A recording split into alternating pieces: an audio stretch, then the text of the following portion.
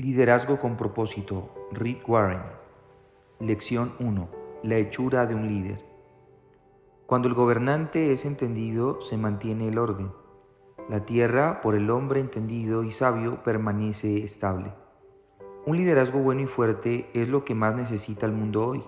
Donde quiera que miramos, desde nuestros gobiernos hasta nuestros negocios, vecindarios y hogares, nos encontramos rodeados por los devastadores resultados de la inestabilidad, la indecisión y la corrupción.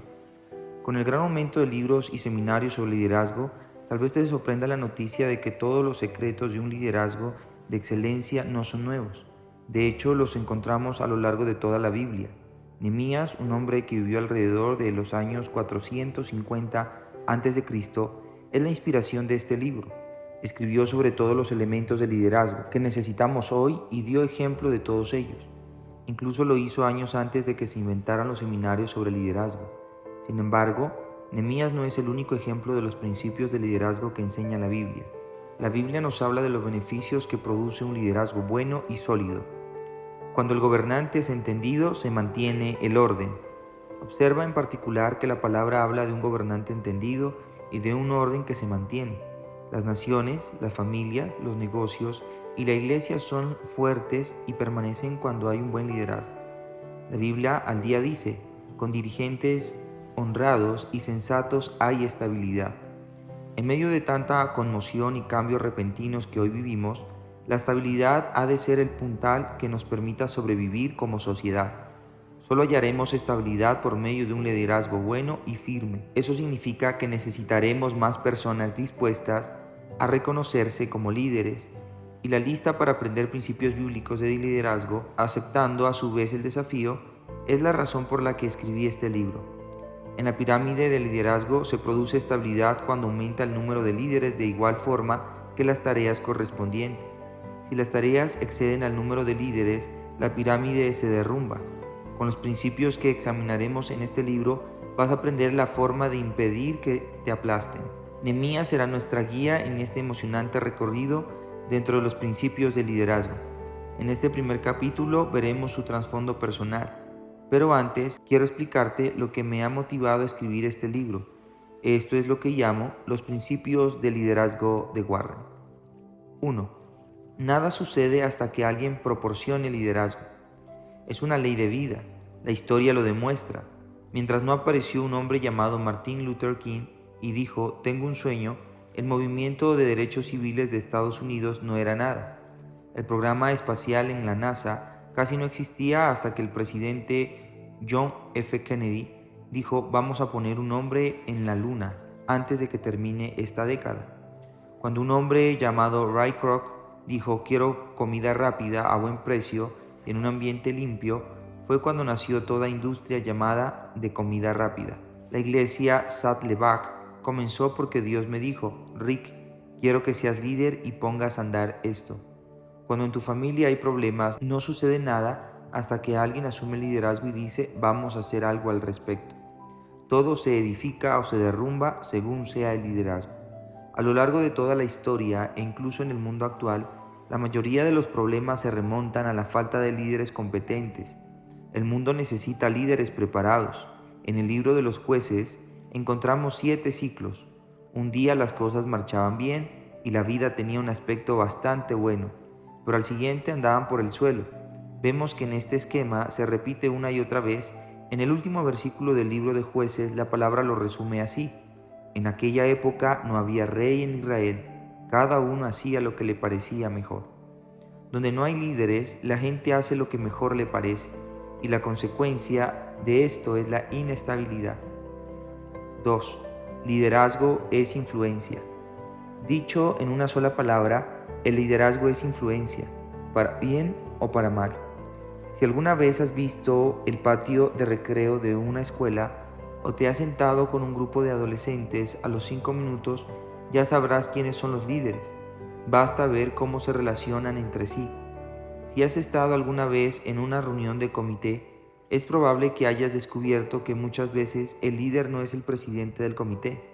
El líder es la persona a la cual todos se mantienen mirando con el fin de averiguar lo que piensa. Cada vez que influimos sobre otras personas, estamos asumiendo liderazgo. El apóstol Pablo comprendió esto. Sabía que se había convertido en un modelo para los demás creyentes.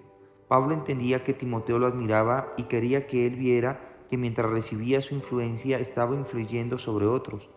Por eso escribió en primera carta a Timoteo 4:12 que nadie te menosprecie por ser joven. Al contrario, que los creyentes vean en ti un ejemplo a seguir. El liderazgo no es una cuestión de edad. La edad no tiene nada que ver con el liderazgo.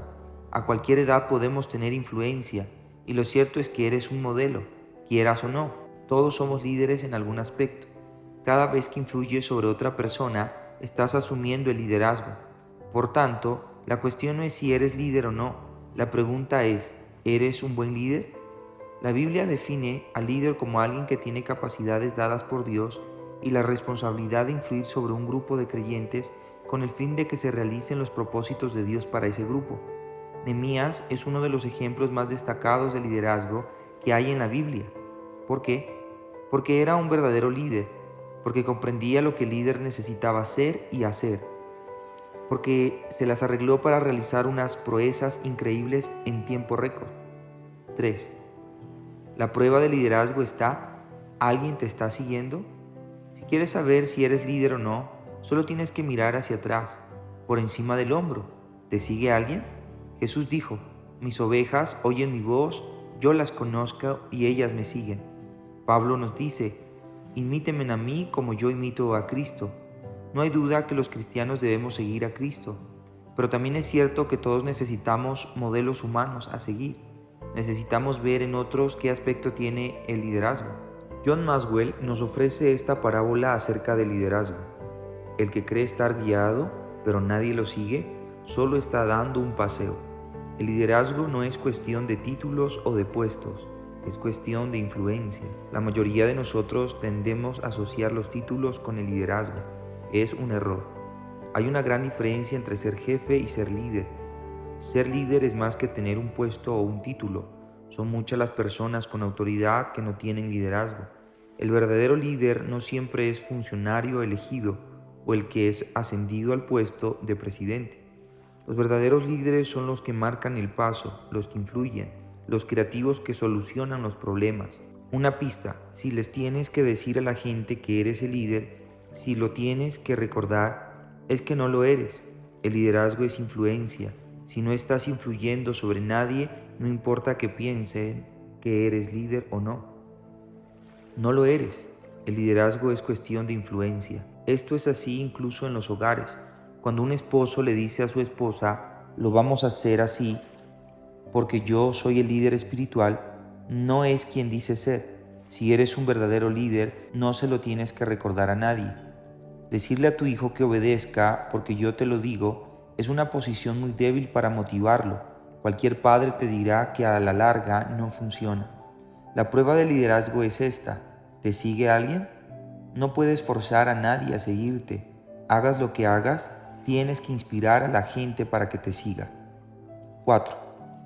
El fundamento del liderazgo es el carácter, no el carisma. Es probable que hayas visto un buen número de líderes con mucho carisma, cuyos ministerios no han durado gran cosa, porque han carecido de carácter. De hecho, algunos de ellos han tenido grandes defectos de carácter. Su encanto personal los ha sostenido durante un tiempo, pero al final se ha manifestado su falta de carácter. El fundamento del liderazgo no es el carisma personal, sino el carácter. El carisma no tiene nada que ver con lo que hace que un líder sea eficaz. El liderazgo no tiene que ver con la posesión de una personalidad encantadora y llamativa, una gran sonrisa o una voz de terciopelo. Lo que sí necesitas es carácter y credibilidad. El liderazgo es influencia y sin credibilidad, su influencia no irá muy lejos. Tal vez la gente te siga por un tiempo, pero no pasará mucho antes de que se den cuenta de que vas por un camino que no lleva a ninguna parte. Reputación es lo que la gente dice que eres. Carácter es lo que realmente eres. D.L. Moody decía, el carácter es lo que somos en medio de la oscuridad, cuando nadie nos está mirando. En su carta a Timoteo, Pablo presenta las características necesarias para el líder en la iglesia. Ni una sola vez menciona que se necesita estudios de seminario. El liderazgo no se basa en lo académico. Es cuestión de carácter. Es cuestión de quién eres. No hay un tipo de personalidad concreta para los líderes. Tal vez hayas oído decir en el pasado que los líderes son personas de temperamento colérico o que son personas que se hacen a cargo de las situaciones. Pero hay líderes de todas las formas, de todos los tamaños y de todos los temperamentos. Dios quiere usar tu personalidad tal y como Él mismo la creó. Observa los 4 temperamentos distintos de los líderes que vemos en la Biblia. Pablo era colérico, Pedro era sanguíneo, Moisés era melancólico, Abraham era flemático. Cada uno de ellos era único y totalmente distinto a los demás, y Dios los usó a todos. El liderazgo no es cuestión de personalidad. No es necesario que seas extrovertido, sanguíneo o colérico para ser líder. Lo que sí necesitas para el liderazgo es carácter. Es la única cosa que tienen en común todos los grandes líderes. Cuando una persona carente de carácter llega a un puesto de liderazgo, esos defectos de carácter causan su caída. Todos lo hemos visto pasar. Nehemías era un hombre común y corriente que hizo cosas extraordinarias para Dios porque tenía carácter. Ese es el hombre que descubriremos al estudiar su vida. A base de examinar las acciones y los ejemplos de otros líderes, podemos aprender de ellos. Sin embargo, no podemos imitar la personalidad de otros. Dios nos creó con una forma única. Cuando tratamos de imitar a alguien, nos consumimos. Así como las personas son distintas, también lo son los líderes. Su rasgo común está formado por la credibilidad y el carácter. El siguiente pasaje nos enseña 3 características de los buenos líderes. A. Tienen un mensaje digno de recordar. Recordad a vuestros guías, los que os comunicaron la palabra de Dios. Considerad atentamente cuáles hayan sido los resultados de su conducta hasta su muerte e imitad su fe. Cuando ellos hablan, la gente los escucha. ¿Hablas de tal manera que dejas huella en el corazón de las personas? B. Tienen un estilo de vida digno de considerar. Considerad atentamente cuáles hayan sido los resultados de su conducta. ¿Está de acuerdo la vida de ellos con su mensaje? ¿Y la tuya? ¿Vives de manera que quieres que los demás estimen? C. Tienen una fe digna de imitar. Imitad su fe. ¿Cuál es el mensaje de tu vida? ¿Qué le quiere decir Dios al mundo por medio de ti? Si quieres ser un buen líder, necesitas desarrollar un mensaje digno de ser recordado, llevar un estilo de vida digno de ser considerado y tener una fe digna de ser imitada. Todas estas cosas pertenecen al carácter. 5. Se puede aprender a ser líder. Todos tenemos el potencial de llegar a ser grandes líderes. La Biblia dice: pongan en práctica lo que de mí han aprendido, recibido y oído y lo que han visto en mí. Pablo está diciendo: los líderes no nacen, se hacen. Aprendamos a ser líderes. No existen los líderes natos. Las personas se convierten en líderes por la forma en que responden ante las circunstancias. Los líderes se levantan o se derrumban según las decisiones que tomen. El ministerio de Jesús refleja la alta prioridad que Él le daba al adiestramiento de líderes. La palabra nos muestra: designó a 12 a quienes nombró apóstoles para que lo acompañaran y para enviarlos a predicar. Jesús tenía un ministerio público que comprendía la predicación, la enseñanza y la sanidad. También tenía un ministerio privado dedicado al adiestramiento de los discípulos. ¿Has conocido alguna vez líderes que tienen un círculo íntimo? Unos pocos escogidos que son los que más tiempo pasan en la presencia de ellos. Hasta Jesús tuvo un círculo íntimo de discípulos que recibían una atención especial. Pedro, Jacobo y Juan fueron escogidos por Él para que acompañaran el huerto de Getsemaní y al monte de la Transfiguración. Jesús sabía por adelantado las decisiones que ellos tomarían y sabía lo que les podía pedir. En Gálatas, Pablo dice que Pedro, Jacobo y Juan son las columnas de la iglesia. Jesús invirtió un máximo de tiempo en aquellos que cargarían con un máximo de responsabilidad. Alimentó a las multitudes, pero se pasó la mayor parte de su tiempo dedicado a adiestrar líderes, porque el liderazgo se puede aprender. ¿Estás invirtiendo tiempo en aprender a ser líder? Puesto que estás leyendo este libro, puedes responder que sí. Ahora bien, ¿qué va a pasar cuando termines de leer el libro? ¿Qué más estás agregando a tu agenda para asegurarte de que estás aplicando estos principios a tu realidad diaria? En el momento en que dejamos de aprender, dejamos de ser líderes. Cuando un líder deja de aprender, también deja de ser líder. Para ser eficaces necesitamos desarrollarnos, creciendo y convirtiéndonos continuamente en lo que Dios quiere que seamos. El aprendizaje para ser líder lleva toda una vida. No digo esto para desanimarte, sino para inspirarte a estar buscando siempre maneras de mejorar. Cuando estudiamos la vida de Nehemías en los próximos capítulos, veremos cómo Dios lo preparó y utilizó, y cómo usó la vida de las personas a las que Él enseñó. Si el hacha pierde su filo y no se vuelve a afilar, hay que golpear con más fuerza. El éxito radica en la acción sabia y bien ejecutada. Hace falta más energía para cortar la leña con un hacha sin filo que con una afilada. Necesitamos aprender a trabajar con mayor inteligencia, no con mayor esfuerzo. La gente dice que el trabajo duro es el que da el éxito. Yo conozco muchas personas que trabajan duro y sin embargo no tienen éxito, porque no han aprendido a trabajar con mayor inteligencia. Todo lo que hacen es trabajar forzadamente. El hecho de que estés leyendo este libro y examinando estas lecciones sacadas de Nehemías dice más acerca de ti que acerca del autor. Dice que estás interesado en aprender a ser líder. La persona que piensa que ya sabe todo lo que necesita saber se va a quedar atrás. El que dice, necesito aprender, necesito crecer, es el que va a tener éxito. Hay una razón especial por la que Dios ha puesto este libro en tus manos. El que lo estés leyendo ahora es evidencia de que Él tiene un propósito para tu vida. Te diseñó para liderazgo. Quiere que influyas en la vida de los demás. Veamos. El trasfondo de la historia de Nehemías. La ciudad de Jerusalén fue destruida en el año de 586 a.C. Los judíos que vivían allí fueron deportados a Babilonia. Hoy en día le damos el nombre de Irak a ese lugar. Debían estar en el cautiverio durante 70 años, pero en el año de 537 se le permitió a un primer grupo que regresara. En el 516 se reconstruyó el templo de Jerusalén. Esdras fue el líder del segundo grupo de judíos que regresó a Jerusalén en el 458. Luego, en el 445, Nehemías pidió autorización para volver a Jerusalén con un tercer grupo, a fin de reconstruir los muros de la ciudad. En aquellos días, las ciudades estaban protegidas por los muros que las rodeaban. Si un enemigo atacaba la ciudad, le podía tomar hasta 6 meses abrirse paso para entrar, gracias a esos muros. Cuando Nehemías entró en escena,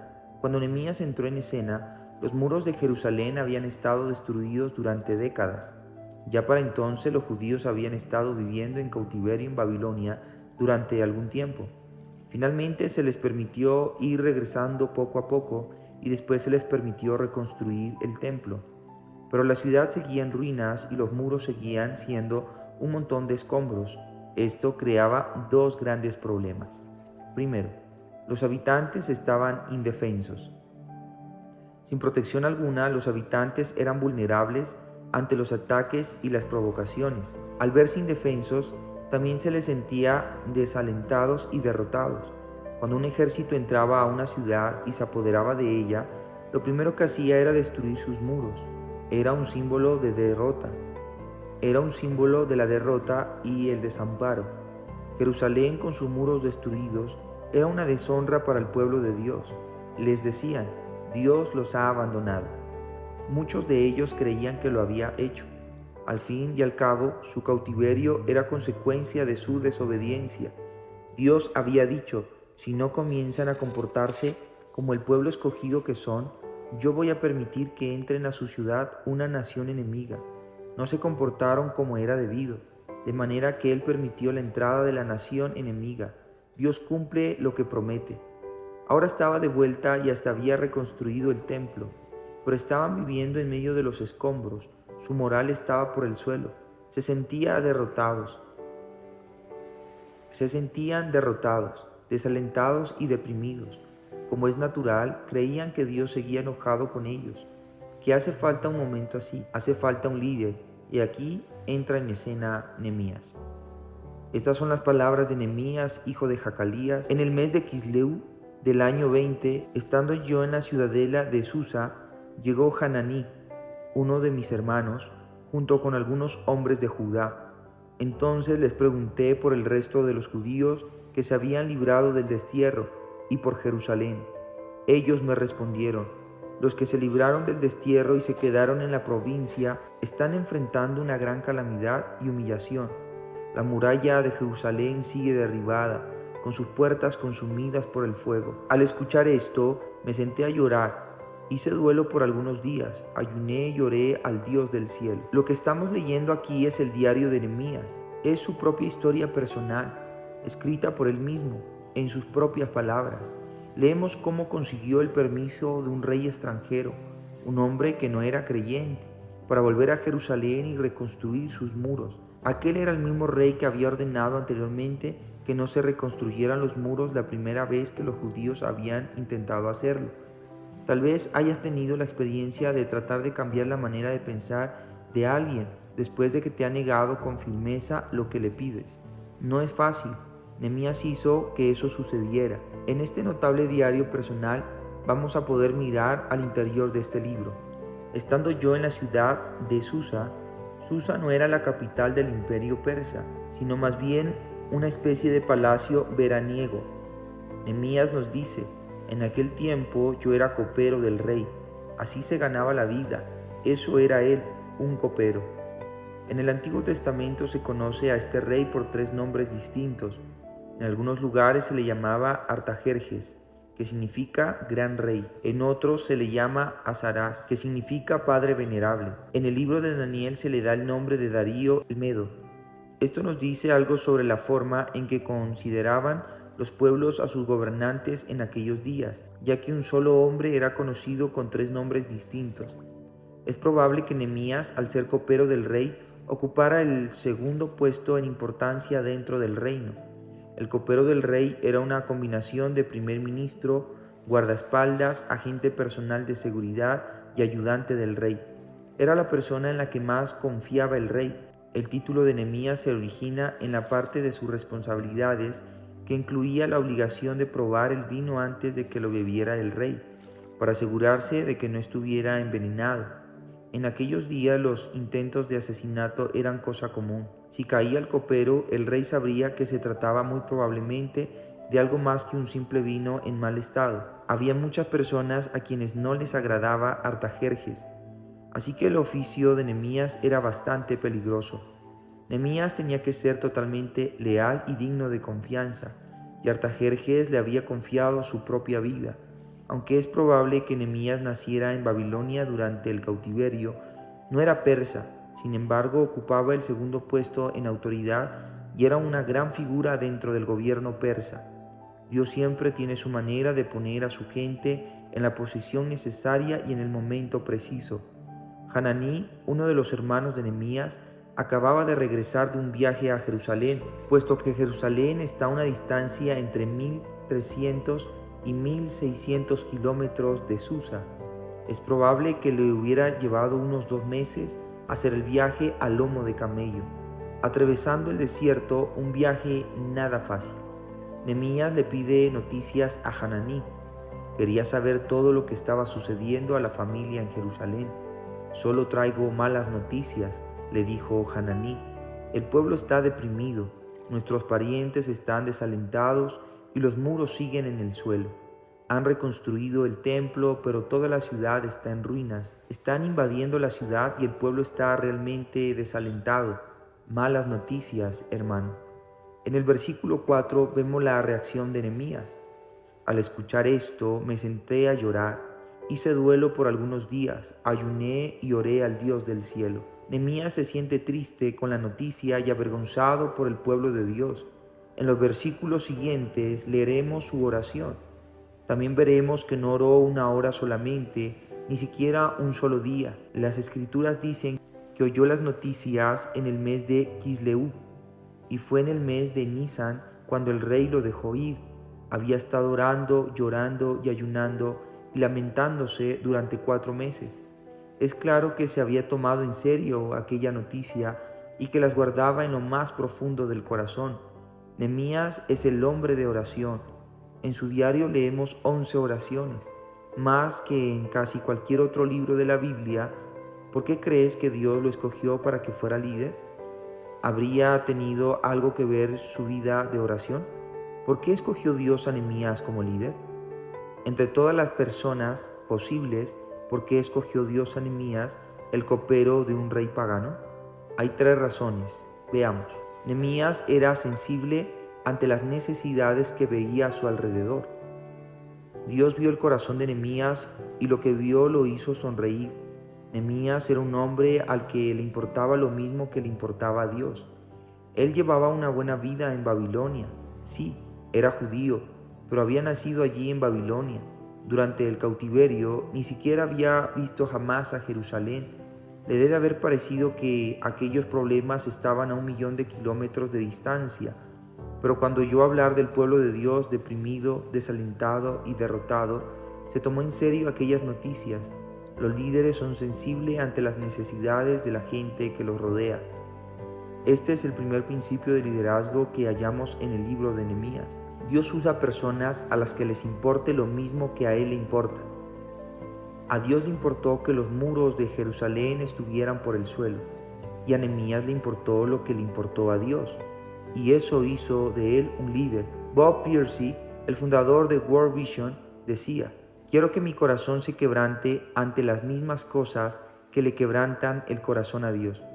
La primera cualidad de un gran líder es la sensibilidad ante las necesidades que ve a su alrededor. Nehemías era digno de confianza. Nehemías era un hombre de buena reputación. Artajerjes le había encomendado su seguridad personal. Eso significa un grado muy alto de confianza. Dios usa personas que sean dignas de confianzas, seguras y fieles. El que es honrado en lo poco también lo será en lo mucho, y el que no es íntegro en lo poco tampoco lo será en lo mucho. Por eso, si ustedes no han sido honrados en el uso de las riquezas mundanas, ¿quién les confiará las verdaderas?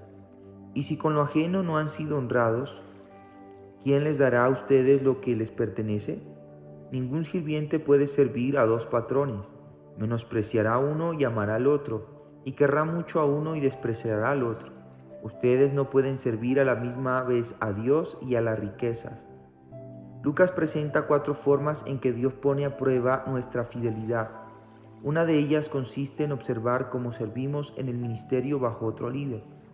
Antes de darnos un ministerio propio, quiere ver cómo tratamos el liderazgo de otro. Otra de las formas tiene que ver con el manejo de nuestro dinero. La Biblia indica con claridad que nuestro estilo personal en la administración del dinero determina lo mucho que Dios puede bendecir nuestra vida. Si no se nos puede confiar las riquezas terrenales, ¿quién nos va a confiar los verdaderos tesoros espirituales?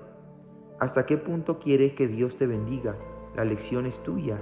Pídele que te haga digno de confianza y generoso, tal como Él es digno de confianza y generoso.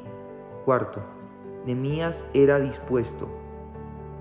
Cuando se necesitó un líder, Nehemías dijo: yo me ofrezco, aquí estoy, envíame a mí. Tenía el cargo más envidiable de todo el reino, y el problema estaba a 1.600 kilómetros de distancia. Le llevaría 2 meses llegar allí en camello. Habría sido mucho más fácil quedarse donde estaba, llevando la vida fácil de palacio. Pero Nehemías dice: yo voy. No soy yo constructor, pero voy a reconstruir los muros. Él no tenía las habilidades necesarias para ese trabajo, pero sí tenía un corazón bien dispuesto. Dios lo escogió porque era sensible y de confianza, y se había puesto a su disposición. Dios no busca tanto en los líderes las capacidades como las credibilidades, la confiabilidad y la disponibilidad. Esas cualidades son todas cuestión de decisión. Tal vez tú digas: yo no tengo los dones, el talento o el intelecto necesario. Sin embargo, no es esa la pregunta que Dios te está haciendo. Dios quiere saber: ¿se puede creer en ti? ¿Tienes carácter? ¿Se halla tu carácter en crecimiento? ¿Eres sensible ante la gente? ¿Eres digno de confianza? ¿Puede Dios apoyarse en ti? ¿Estás dispuesto? Nada sucede mientras no haya quienes proporcionen el liderazgo para hacerlo. Todo se levanta o se derrumba según lo hagan los líderes. Dios quiere usarte como líder en tu hogar, tu negocio o tu iglesia? ¿Estás dispuesto a dejar que Dios te utilice? ¿Estás listo para el liderazgo? Reflexiones acerca del liderazgo. Reflexionemos. ¿Eres sensible ante las necesidades que ves a tu alrededor o te encuentras tan absorto con lo que estás haciendo que no puedes escuchar la voz de Dios? ¿Estás consciente de las necesidades que tienen los miembros de tu familia? ¿Estás consciente de las necesidades de tus compañeros de trabajo? ¿Estás consciente de las mayores necesidades que tiene tu iglesia? ¿Las podrías mencionar ahora mismo? ¿Qué te rompe el corazón? ¿Eres de fiar? ¿Eres digno de confianza? ¿Estás dispuesto? Dios mío, quiero estar dispuesto a dejar que tú me uses en el lugar, momento y forma que quieras. Si tú dices estas palabras con sinceridad, Dios te va a utilizar y cuando te dejes usar, Dios lo va a hacer en gran medida. En estos días que la gente está buscando deportes extremos y adrenalina, no habrá emociones más grandes que la de dejarnos usar por Dios para su reino. Padre, te pedimos que nos sintamos retados por la vida de Nehemías cuando estudiemos a este hombre. Los principios tienen miles de años, pero se aplican hoy en nuestra vida agitada. Señor, queremos ser sensibles y dignos de confianza y ponernos a tu disposición en el nombre de Jesús. Amén. Gracias por escuchar este audio, por suscribirte y activar la campanita. Dios te bendiga.